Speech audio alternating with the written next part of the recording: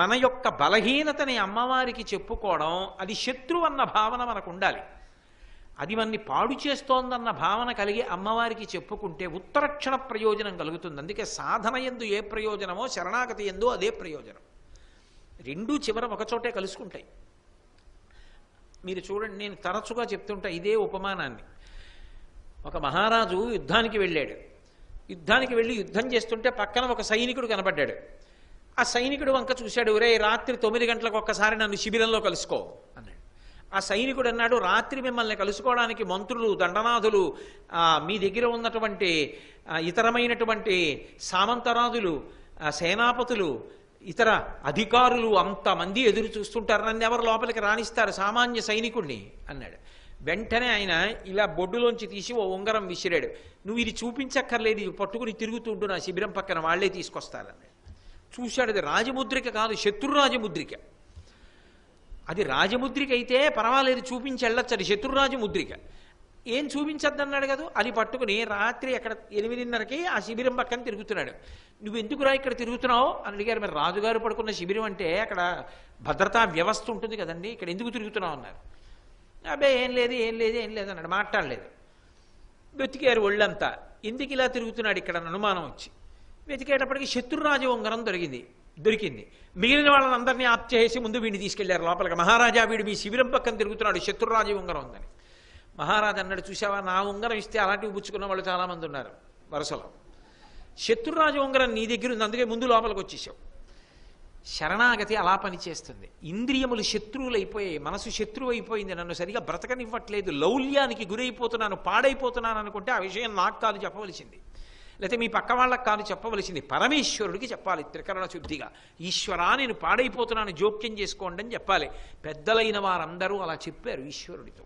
చెప్పుకున్నాడు ధూర్జటి, రోషీరోయదు కామినీ జనులతారణ్యోరు సౌఖ్యంబులన్ బాసీబాయదు పుత్ర మిత్ర ధన సంపద్భ్రాంతి వాంఛాలతల్ కోశీకోయదు నామనంబకట నీకున్ ప్రీతిగా సత్క్రియల్ చేసి చేయదు దీని తుళ్ళనచవే శ్రీకాళహస్తీశ్వర అని చెప్పుకున్నాడు. అది శరణాగతి అంటారు. ఇప్పుడు అమ్మవారు ఎంత దయతో ఇచ్చింది, వాడుకుని సాధన చేశావా అదృష్టం. అలా పాడైపోతాననుకున్నావా నాకు చెప్పు, నేను జోక్యం చేసుకుంటాను. ఇది దయ ఆవిడిది, అది ఆ ఎరుపు. సరే, ఇప్పుడు అమ్మవారు కూర్చునేటటువంటి సింహాసనానికి 4 ఉన్నారు. ఎవరు?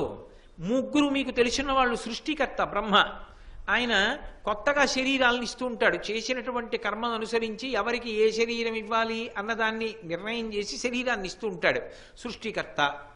2వ వారు స్థితికర్త. స్థితికర్త అంటే నిలబెట్టేటటువంటి వాడు. ఆయన సర్వకాలముల యందు కాపాడుతూ ఉంటాడు. స్థితికర్త యొక్క లక్షణం ఏంటంటే ఆపదలో ఉంటే మీరు పేరు పెట్టి పిలిచినా పిలవకపోయినా ఆయనే వచ్చి ఆదుకుంటాడు. అదే గజేంద్ర మోక్షణంలో పేరు పెట్టి పిలవకపోయినా శ్రీ మహావిష్ణువు వచ్చి జోక్యం చేసుకున్నారు. కాబట్టి స్థితికర్త శ్రీ మహావిష్ణువు. లయకర్త, మళ్ళీ అన్నింటినీ తనలోకి కలిపేసుకునేవాడు హరుడు లేదా రుద్రుడు, ఆయన లయకర్త. 4వ వాడు ఒక ఆయన ఉంటాడు. ఈయనకి సంబంధించినటువంటి మాట ఎక్కువ మందికి పరిచయంలో ఉండదు. తిరోధానము అంటారు. తిరోధానాన్ని మహేశ్వరుడు చేస్తాడు. తిరోధానము అన్న మాటకు అర్థం ఏంటంటే దాచివేయుట అని అర్థం. తిరస్కరణీ విద్య అంటారు చూడండి. అదో ఇంద్రజాలికుడు ఉంటాడు. ఇంద్రజాలికుడు అక్కడ ఉన్న వస్తువు లేనట్టు, కొత్త వస్తువు ఉన్నట్టు కనపడేటట్టు చేస్తాడు. అలా దాచేస్తే, అలా దాచినటువంటి తత్వం ఏదుందో దాన్ని తిరోధానం చేసినవాడు అని పిలుస్తారు. ఏది దాచబడిందో దాన్ని తెర తీసి చూపించి దాంట్లో కలిపేస్తే అనుగ్రహప్రదాత అంటారు. ఏది తిరోధానం, ఏది అనుగ్రహం? ఇక్కడే కొంచెం మీరు పట్టుకోవాలి. తిరోధానము మహేశ్వరుడు చేస్తాడు. తిరోధానము అంటే అసలు ఏది సత్యమో ఆ సత్యము ఎరుకలోకి రాదు, అనుభవంలోకి రాదు. ఏది అసత్యమో అది సత్యంలా కనిపిస్తుంటుంది, అదే మాయ. అసత్యము సత్యములా కనపడుతుంది, సత్యము అసత్యములా కనపడుతుంది. అలా కనపడి అబ్బెబ్బే ఇదే సత్యమండి అనిపిస్తుంది. అలా ఏదనిపించిందో అదే మాయ. అందుకే మాయ ఎప్పుడు వెళ్ళిపోతుందంటే అసలు సత్యం ఏమిటో తెలిసిపోతే అసత్యమైన మాయ తనంత తాను పోతుంది. నేను ఒక్క ఉదాహరణ చెప్తే మీరు పట్టుకుంటారు. రామకృష్ణ పరమహంస అద్భుతమైన ఉదాహరణ చెప్పారు. వెనకటికి అరణ్యంలో కుటీరం నిర్మించుకుని పాపం ఒక ఆయన తపస్సు చేసుకుంటుండేవాడు. మరి తపస్సు చేసుకునేటప్పుడు చటుక్కున ఎవరో వచ్చి ఏమన్నా మంచినీళ్ళు ఉన్నాయా అని తలుపు కొట్టారనుకోండి, ధ్యానంలో ఉన్నవాడు చటుక్కున పైకి వస్తే లేనిపోను గొడవ, అలా బయటికి రాకూడదు. అలా బయటికి వస్తే ఉన్మాద లక్షణాలు వస్తాయి. అందుకని ధ్యానం చేసేటప్పుడు ప్రశాంతమైన స్థితిలో కూర్చోవాలి. అందుకని ఒకరిని సహాయకుడిని పెట్టుకుంటారు. శిష్యుడికి పాఠం చెప్తూ ఒరే ధ్యానంలో ఉన్నప్పుడు ఎవరు పిలవకుండా చప్పుడవకుండా చూస్తూ ఉండని ఒకటి కాపలా పెట్టుకుంటారు. పాపం శిష్యుడు ఉండేవాడు పక్కన. మరి వాడికి ఏవో పనులు ఉంటాయి కదండి. వాళ్ళ అక్క పెళ్ళి వచ్చింది. గురువుగారు అక్క పెళ్ళికి వెళ్ళొస్తానండి ఒక 15 రోజుల. అక్క పెళ్ళికి కూడా వెళ్ళొద్దని ఏమంటారు, వెళ్ళమన్నారు. మరి ఎవరో ఒకడు ఉండాలి కదా. ఆయన చూశాడు, ఎవరు ఉంటాడు, ఓ మేకలు కాసుకునేవాడు కనపడ్డాడు. రాత్రి నేను పడుకుంటాను, నువ్వు పడుకుంటావు, ఇబ్బంది లేదు.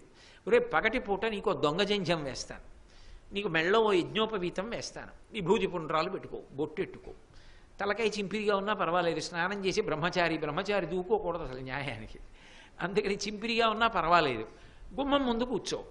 నువ్వు శిష్యుడివి కావు, నీకేమీ రాదు, నేనేం నేర్పలేదు, నీకు ఉపనయనం అవ్వలేదు, నీకు యజ్ఞోపవీతం లేదు, ఇవన్నీ అసత్యం. కానీ సత్యంలా కనపడతావు నాకు శిష్యుడిలా. ఎంతకాలం కనపడతావు? నువ్వు నోరు విప్పకుండా ఉంటే చాలు. నువ్వు నోరు విప్పితే తెలిసిపోతుంది వీడికి ఏం రాదు, వీడి శిష్యుడు కాడు, ఎవరో వేషం వేసి కూర్చున్నాడని తెలుస్తుంది. నోరు విప్పకన్నాడు. ఏం తేలికే కదా, రోజుకో 10 రూపాయలు ఏదో ఇస్తా అన్నాడు, బాగానే ఉంది కదా. అలాగే 4 పాప ఆయన దగ్గర 10 రూపాయలు ఉంటాయి, 4 పళ్ళు ఇస్తా అన్నాడు అనుకోండి, వెళ్ళి కూర్చునేవాడు. ఎవరైనా వచ్చి లోపల ఎవరైనా ఉన్నారా అనేవాడు. జపం చేసుకుంటున్నారు, మాట్లాడద్దా. మరి ఎప్పుడు రమ్మంటావు, ఏదో ఇలా 2ంటికో ఏదో చెప్పేవాడు, వెళ్ళిపోయేవాడు. చాలా కాలం నుంచి ఆయనకి స్నేహితుడైన ఇంకో తపస్వి వచ్చాడు రోజున. ఇదేమిట్రా నువ్వున్నావు, ఇంకొక శిష్యుడు ఉండాలిగా అన్నాడు. మరి మాట్లాడితే ప్రమాదం, తన అసత్యం అని తెలిసిపోతుంది. అసలు శిష్యుడు కాదు, ఏమీ కాదు, తన అసలు యజ్ఞోపవీతం ఉన్నవాడు కాదు, అందుకని నోరు విప్పలేదు, ఊరుకున్నాడు. నువ్వు ఎప్పుడు చేరావురా గురువుగారి దగ్గర అన్నాడు. మాట్లాడలేదు. ఏమిట్రా ఏమడిగినా మాట్లాడేమిట్రా, నువ్వేమన్నా దొంగ శిష్యుడువా, ఏమి మేకలు కాసుకునేవాడు వాడు మాట్లాడమేమిటి అన్నాడు. అయ్యో బాబోయ్, నేను మేకలు కాసుకునేవాడిని అని తెలిసిపోయిందని లేచి పారిపోయాడు. అంటే అసలు సత్యం తెలిస్తే అసత్యం ఉండదు, సత్యం తెలియనంత కాలం అసత్యం కూర్చుంటుంది, అదే మాయ. అసలు సత్యం ఏమిటి, ఉన్నది ఆత్మ, ఆత్మ చేత ఇది ధరింపబడింది, ఇది అసత్యం, లోపలది సత్యం, అది ఎక్కడికి పోదు, ఎప్పుడూ ఉంటుంది. కానీ ఇది నోటితో చెప్తాను కానీ అందరం ఏమనుకుంటాం, ఇది ఉండాలని కోరుకుంటాం.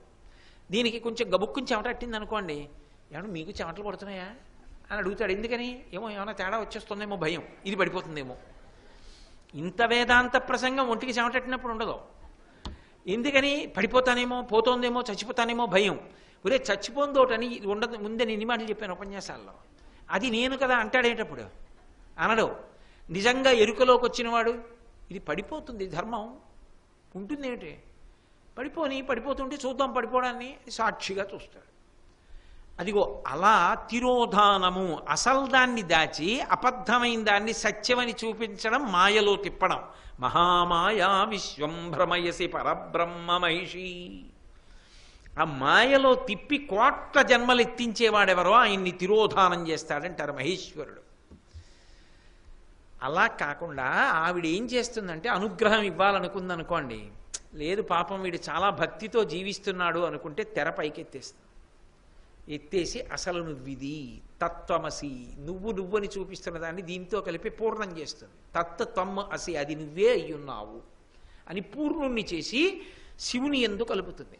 అలా మోక్షం ఇచ్చారు, విడుదల ఇచ్చారంటారు. ఆయన సదాశివుడు.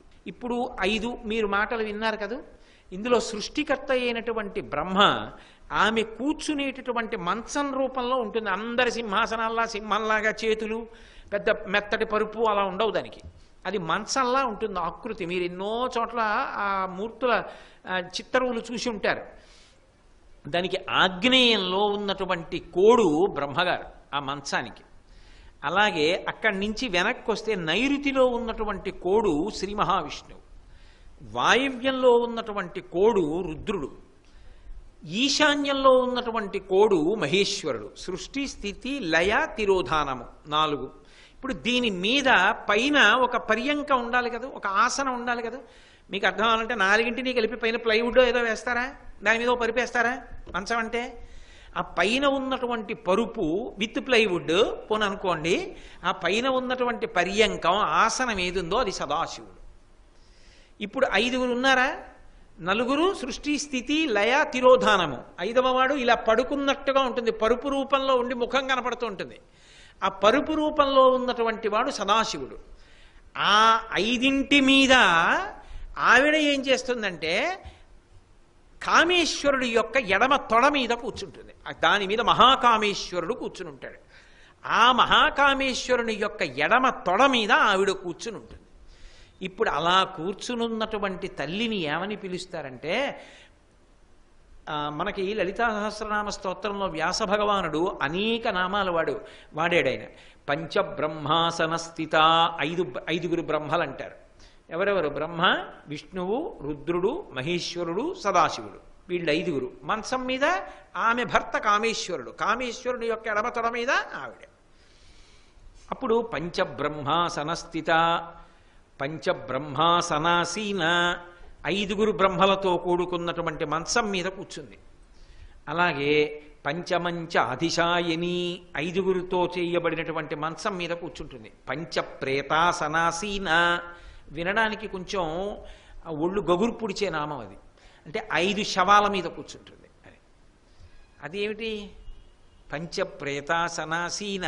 అదేం పేరు అంటే, ఆవిడ అనుగ్రహం లేకపోతే వాళ్ళు కదలలేరు. శవంతో సమానం. ఆవిడ యొక్క అనుగ్రహం లేకపోతే ఇక కదలికలేవు. అందుకని ఆవిడ అనుగ్రహం ఉంది కాబట్టి కదులుతున్నారు. ఆవిడ లేకపోతే అటువంటి వాళ్ళు. అందుకని అటువంటి ఆసనం మీద కూర్చున్నది. అది ఆవిడ శక్తి. అంతా బాగుంది కానండి, మరి అంతటి మహాపరిపాలకురాలు ఇన్ని చెయ్యగలిగినది ఆవిడైతే వాళ్ళ ఆయన ఏం చేస్తుంటాడు? నేను మీకు ముందే చెప్పాగా, శ్లోకం అక్కడ పూర్తవుతోందని. మహాకామేశ్వరుడు కామేశ్వరితో కలిసి ఇవే పనులు సమానంగా చేస్తుంటాడు. ఆయన ఆవిడ్ని చేసుకున్నారా, ఆవిడ ఆయన్ని చేసుకుందా? ఆ ప్రశ్నకి జవాబు లేదు. వాళ్ళు ఆది కుటుంబిని. వాళ్ళిద్దరూ ఎప్పుడు ఒకటిగా ఉండి 2గా కనపడుతుంటారు. కనపడుతూ ఇంత అధికారిని ఆమె అయినప్పటికీ కూడా ఆమె భర్త అడుగుజాడలలో నడుస్తుంది. ఎందుకని? లోకధర్మాన్ని నిరూపించడానికి. స్త్రీ పురుషుని యొక్క అడుగుజాడలలో నడవాలి. మహాపతివ్రత అనబడేటటువంటి ధర్మం ఈ దేశానికి చెందిన సదాచారం గనక ఆమె ఇంతటి సర్వోన్నతమైన స్థితిలో ఉండి కూడా తన భర్తని అనుగమిస్తూ ఉంటుంది. అందుకని ఆ తల్లి గొప్పతనమేమి అంటే, పద్మసంభవ సదాశివాంతమయ పంచరత్న పదపీఠికాం. పద్మసంభవుడు అంటే బ్రహ్మగారు, సదాశివ అంటే పైన ఉన్నటువంటి పర్యంకం. పద్మసంభవుడు నుంచి సదాశివుడి వరకు 5గురు ఉన్నటువంటి పర్యంకం ఏదున్నదో దాని మీద పాదం పెట్టుకుని కూర్చుని ఉండేటటువంటి తల్లి. పద్మినీం ప్రణవరూపిణీం మనసి భావయామి పరదేవతాం. పద్మినీం ఈ నామంతో మీకు లక్ష్మీ అష్టోత్తరంలో అనేక నామాలు కనపడతాయి. పద్మినీం, అలాగే పద్మప్రియే, పద్మిని, పద్మహస్తే, పద్మాలయే, పద్మదళాయతాక్షి, పద్మగంధిని. పద్మముల యొక్క రేకులు ఎలా ఉంటాయో అటువంటి కనురెప్పలు కలిగినటువంటి తల్లి. పద్మమునందు సువాసన ఎలా ఉంటుందో అటువంటి సువాసన కలిగినటువంటి శరీరము కలిగినటువంటి తల్లి. పద్మమునందు కూర్చునేటటువంటి అలవాటు కలిగిన తల్లి. పద్మముల మాల ధరించిన తల్లి. పద్మమాలాధరాం దేవీం పద్మినీం పద్మగంధినీం. ఇవన్నీ కనపడతాయా, కనపడవా? పద్మిని అనేటటువంటి నామానికి 2 అర్థాలు ఉన్నాయి. పద్మిని అంటే తామర పూలు పూసేటటువంటి తీగ ఎంత సౌకుమార్యంతో ఉంటుందో అంత సౌకుమార్యమైనటువంటి తీగ వంటి శరీరము కలిగినటువంటి తల్లి. అంటే నిత్యయవ్వన మదశాలిని. ఆమె కాలాతీతురాలు. ఆమె కాలమునకు వశపడదు. ఎప్పటికీ కాలము ఆవిడ వశమై ఉంటుంది తప్ప ఆవిడ కాలమునకు వశపడేటటువంటిది కాదు. అందుకు నిత్యయవ్వనమనందు ఉంటుంది. ఇది చెప్పడానికి పద్మినీం. అంతేకాదు, పద్మిని అన్న మాటకు అర్థం ఏమిటంటే శరీరమంతా పద్మమయమైనది. అందుకే శ్లోకం కింద నుంచి వెనక్కి వెళ్ళండి, అంతా పద్మమయం. అందుకు శంకరులు పద్మముల వంటి స్తనములు, పద్మముల వంటి ముఖము, పద్మముల వంటి పాదములు అన్నీ పద్మాలు చెప్పారు. ఇప్పుడు ఆవిడ శరీరం అంతా కూడా అంగప్రత్యంగములు పద్మాల్లా ఉంటే మనం ఎవరం అవ్వాలి? భృంగము కావాలి, తుమ్మిద కావాలి. తుమ్మిదకి ఏముంటాయి? 6 కాళ్ళు ఉంటాయి, షట్పది అంటారు. మనం 6 కాళ్ళు పొందాలి. 6 కాళ్ళు అంటే 5 ఇంద్రియములు, జ్ఞానేంద్రియములు, ఒక మనస్సు. ఈ 6ంటితో అమ్మవారి యొక్క ఏ అవయవాన్ని చూస్తుంటే ఆ అవయవాన్ని పరమ సంతోషంతో ధ్యాననిష్టతో మనసి భావయామి పరదేవతాం అలా చూస్తూ వింటూ ఆనందం పొందుతూ అక్కడే మనసు పెట్టి ఆమె యందు ఎవరు నిలబడి ఆ మకరంద పానం చేస్తాడో అలా అంబుజోదర దివ్యపాదార వింద చింతనామృతపాన విశేషమత్త చిత్తమేరీతి ఇతర విషయంబు చేరనేర్చు అంటాడు ప్రహ్లాదుడు. ఆమె కన్నులు పద్మములైతే, నయనారవిందములైతే దాని మీద నువ్వు షట్పదమై వాలితే నువ్వు అందులోంచి మకరందాన్ని గోలుతూ మత్తెక్కి ఉండిపోవాలి. ఆవిడ ముఖారవిందమైతే ఆవిడ ముఖం మీద నువ్వు వాలితే అందులో ఉన్నటువంటి సౌందర్యాన్ని గ్రోలుతూ అమ్మలో ఉన్నటువంటి ఆ మాతృత్వాన్ని, ఆమె దయని అనుభవిస్తూ సంతోషంతో ధ్యానమునందు పరవశంలో ఉండిపోవాలి. పాదారవిందం, అమ్మవారి పాదములు పద్మములైతే నువ్వు భృంగమై అక్కడ వాలి అందులో ఉన్నటువంటి మకరంద పానం చేస్తూ మత్తెక్కిపోయి ఉండిపోవాలి. ఆమె హస్తారవిందం, ఆమె చేతులు అరవిందములైతే ఆ చేతులను చూస్తున్నప్పుడు నువ్వు షట్పదమై వాలి అందులో ఉన్నటువంటి ఆ సంతోషాన్ని, మా అమ్మ చెయ్యి అన్న ప్రేమని అనుభవిస్తూ సంతోషంతో మత్తెక్కి నిలబడిపోవాలి. ఆమె శరీరమంతా పద్మములైతే నువ్వు భృంగము కావాలి, ఆ ఆనందం అనుభవించాలి. అలా మనసి భావయామి పరదేవతాం. అందుకని పద్మినీం ప్రణవరూపిణీం, ఆ తల్లి ప్రణవరూపిణి. మళ్ళీ పరదేవతాం అంటున్నారు కదా శంకరాచార్యుల వారు. పరదేవతాంకి నిర్వచనం చేస్తున్నారు ఈ శ్లోకంలో. ప్రణవరూపిణి, ప్రణవం అంటే ఓంకారం అనకు ప్రణవం అని పేరు. మీకు తేలిగ్గా అర్థమయ్యేట్టు చెప్పాలంటే ఓం అన్న అక్షరంలో ఏముంటాయి? ప్రధానంగా పూర్ణంగా ఉన్న అక్షరాలు అకార, ఉకార, మకారములు ఉంటాయి ఓంలో. కొద్దిగా మార్పు చేయండి. ఆ ఉ మా, ఉ ఆ మా, లేదా ఉ మా ఆ, ఉ మా, ఆ ఉ మా ఓం. అందులో ఉన్న ఆ ఉ మాని ఉ మా ఆ, ఉమా. ప్రణవం ఏమైంది? ఉమా అయింది. ప్రణవరూపిణి, ఓంకారము ఉమగా వచ్చిన తల్లివి. ఉమారూపంతో ఆవిడ ఈ లోకంలోకి వస్తే ఉమాదేవి అని పేరు పూర్వం చాలా ఎక్కువ పెట్టుకునేవారు. చాలా ఎక్కువ. నా చిన్నతనంలో ప్రతి ఇంట్లో ఉమాదేవి ఉండేది. దేవి అంటే క్రీడించున్నది అని. ఉమ ప్రణవం. ఓం అన్ని వేళలా పలకూడదు, ఉమ అన్ని వేళలా పలకచ్చు. ఆ ప్రణవము ఈ లోకంలో తిరిగితే అదే ఉమ. ఎలా అంటే ఓం ఆ ఉ మ, ఆ చేత సృష్టి చెప్పబడుతుంది, ఉ స్థితి చెప్పబడుతుంది. స్థితి అంటే మీకు చెప్పాను రక్షణ, అన్నిటికన్నా కష్టం అదే. నేను తరచు మీతో ఈ మాట అంటున్నాను. దీన్ని చెయ్యడం కొంత కష్టం. ఈ బల్లని బదలగొట్టేయడం కొంత తేలిక. ఈ బల్ల పాడైపోకుండా ఎన్నో సంవత్సరములు కాపాడడం, ఒక్క గీత పడకుండా కాపాడాలంటే చాలా కష్టం. అందుకే సృష్టి స్థితి లయలలో చాలా కష్టం ఏది అంటే స్థితే. ఒకరిని రక్షించేటప్పుడు, ఒకరు ఆర్తితో పిలిచినప్పుడు, శరణాగతి చేసినప్పుడు, భక్తి పండిన చోట జ్ఞానం ఇవ్వవలసి వచ్చినప్పుడు వెతికి మనసులలోకి చూసి అనుగ్రహించడానికి తగినటువంటి స్థితిలో ఎప్పుడూ చూస్తూ కాపాడుకోవడం అంటే అదేం సామాన్యమైన విషయం కాదు. అందుకే ఊ చాలా కష్టం ఓంలో. ఆ సృష్టి ఏదో ఒకలా చేసేసాడు, బల్ల చేసేసాడు. ఓ దీన్ని కాపాడడం కష్టం. మ లయ కొంత తేలిక. దీన్ని బదలగొట్టేయడం. ఏ ఉద్దేశంతో బదలగొట్టేయడం పక్కన పెట్టండి. బదలగొట్టేసాడు, ఇది పాడైపోయింది, పుచ్చిపోయింది, ఇంకా అనవసరం, దీన్ని బదలగొట్టేసి కొత్తది చేయిద్దాం. ఇంక ఇక్కడ దీంట్లో కూర్చుంటే గబుక్కు దీని కన్నాల్లో ఎక్కడో జర్రులు అవి ఉంటాయి కూడా, కూర్చున్నవాడి కాళ్ళు కొడతాయి, అందుకు బదలగొట్టేద్దామని బదలగొట్టేశాడు. ఉద్దేశ్యం మంచిదే కానీ తేలిక. సృష్టి తేలిక, స్థితి చాలా కష్టం. కానీ క్రమంలో ముందు సృష్టి వస్తుంది, స్థితి లయ వస్తుంది. కానీ మీరు కొంచెం జాగ్రత్తగా ఆలోచించండి. నేను ఒక్క విషయం చెప్తాను మీకు. అసలు బ్రహ్మగారికి ఎక్కువ దేవాలయాలు ఎందుకు ఉండవో తెలుసా లోకంలో? మన ఆలోచన వల్ల ఉండవు. ఒకసారి సృష్టి చేసేసాడు, ఇక ఆయన మళ్ళీ చేసే ఉపకారం ఏమిటి? మళ్ళీ వచ్చే జన్మకి. ఇంక ఇప్పుడు ఎందుకు ఆయన నమస్కారం?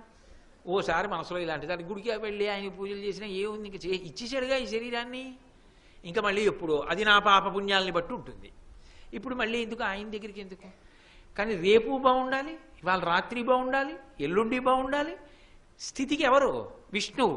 దేవాలయాలన్నీ ఎవరికి ఉండాలి? ఏ ఊళ్ళో చూసినా ఆయనకే దేవాలయాలు ఉంటాయి. అందుకే స్థితికర్త అమ్మవారు. నేను మీతో చెప్తున్నాను, పురుషుడిగా ఉంటే నారాయణ, స్త్రీగా ఉంటే నారాయణి.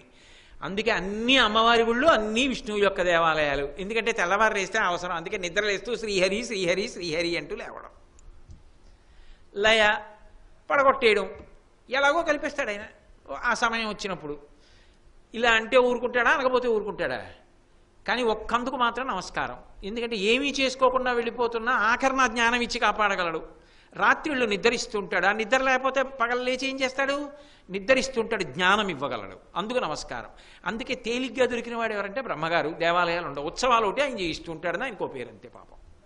బ్రహ్మస్థానం అని ఆ బ్రహ్మగారు ఆ స్థానంలో కూర్చున్నారని ఆయన ఏమనకంటని వదిలేస్తాడు తప్ప. ఆయనకి గుళ్ళు ఎక్కడో పుష్కర లాంటి చోట దేవాలయాలు. అసలు ఆయనకి గుడి లేకపోవడానికి నాకు అనిపిస్తుంది మన స్వభావం కారణం. ఏ శాపాల మాట అలా ఉంచండి. లయ కూడా స్థితికర్తకి పెట్టినన్ని నమస్కారాలు లయకర్తకి పెట్టక్కర్లేదు మన ఆలోచన సరళిలో. కానీ స్థితికర్తకి అనుక్షణం, ఎందుకంటే కోరికలు తీరాలి, బాగుండాలి. బాగుండాలన్నదో పెద్ద కోరిక కదూ. ఉపన్యాసం బాగా చెప్పగలగాలి, అన్నీ అవతల వాళ్ళకి అర్థం అయ్యేట్టు చెప్పగలనా చెప్పలేనా? చెప్పేశాను, అమ్మయ్య ఇవాళ నేను బాగానే చెప్పాను అనుకుంటున్నాను, వాళ్ళకి అర్థమైంది అనుకుంటున్నాను, వాళ్ళ ముఖాలు చూస్తే అర్థమైనట్టే అనిపిస్తుందో పెద్ద తృప్తి. అమ్మయ్య ఇంటికి వెళ్ళి పలహారం చేసి పడుకోవాలి. పలహారం చేయాలనేటప్పటికీ ఓ కోరిక ఉందా? పడుకోవాలి ఓ కోరిక ఉందా? ఇవన్నీ తీరాలా? అవన్నీ స్థితికర్త చేతిలో ఉన్నాయా? ఊ ప్రధానం.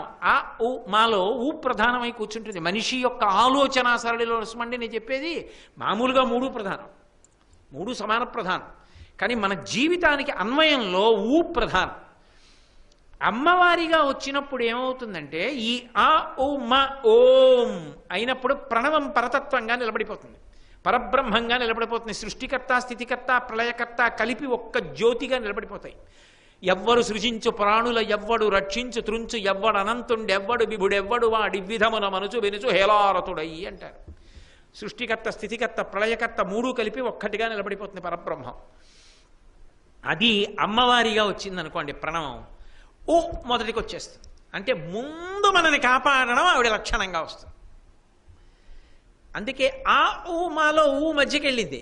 ప్రణవ రూపిణీం, ఆ ఓంకారం అమ్మవారిగా వస్తే ఊ ముందుకొచ్చి ఊమా, ఊ పక్కన మా పక్కన ఆ ఊమా.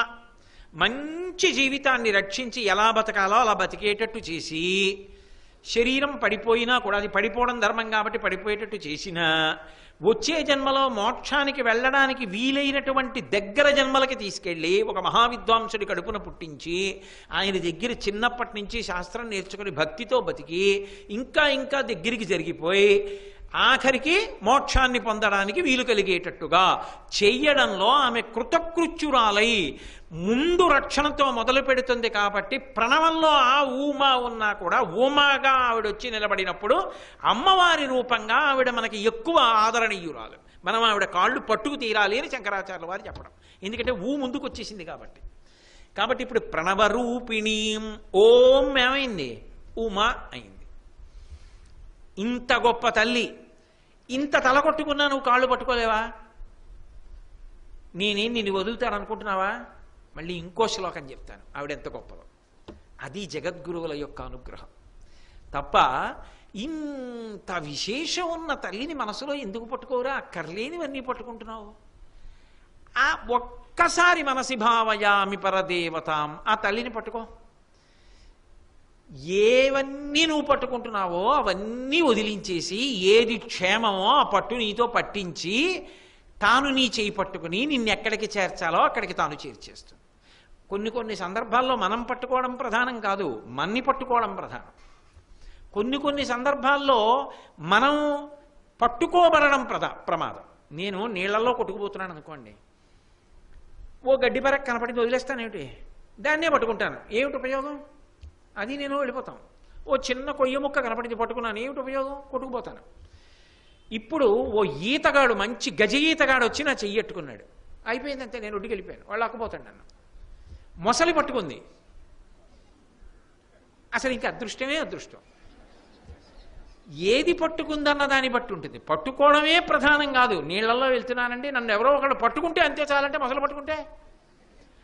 ఈతగాడు చెయ్యి పట్టుకోవాలి. అది ఎలాంటి వాడు పట్టుకోవాలి? బయటికి తీసుకెళ్ళాక ఎంత ఇస్తామనేవాడు కాదు, రక్షించి తీసుకెళ్లడమే వాడి వృత్తిగా. వాడికి ఈతొచ్చు కాబట్టి దూకి నా కోసం వచ్చి నా చెయ్యట్టుకుని నన్ను ఈడ్చికెళ్ళి ఒడ్డును చేర్చి ఆరోగ్యం చేకూర్చగలిగిన వాడై ఉండాలి. ఆ కారుణ్యం ఎరుపులో ఎక్కడుంది? పరమదయగా ఆమె యందు ఉన్నది అని నేను ఇందాకనే మీతో మనవి చేసి ఉన్నానా లేదా? ఆ ఎరుపు గురించి. ఆవిడ పట్టు దొరకాలి. మనసి భావయామి పరదేవత, ఒక్కసారి మనసులో భావన చేయి పట్టుకుంటుంది. ఆవిడ పట్టుకుందా, నువ్వు ఎక్కడికి చేరాలో అక్కడికి చేరిపోతావు. అయ్యయ్యయ్యయ్యో, నిజంగా ఇన్ని ఉపకారాలు పొంది ఇన్నాళ్ళ నుంచి నేను ఆవిడ పాదం స్మరించలేదా, ఎంత పొరపాటు అయిందండి అని మనమనాలేమో. కానీ నువ్వు పొరపాటు చేశావని శంకరాచార్యులు వారు అనరు. ఎందుకు అనరో తెలుసా? ఎక్కడా? అది వారి కారుణ్యం. ఆయనకి కావలసింది దిద్దడం, ఆయనకి కావలసింది ఉద్ధరించడం, ఆయనకి విమర్శ చేయడం ఆయన ఉద్దేశ్యం కాదు. శ్రీ ఉమామహేశ్వర పరబ్రహ్మార్పణమస్తు. స్వస్తి.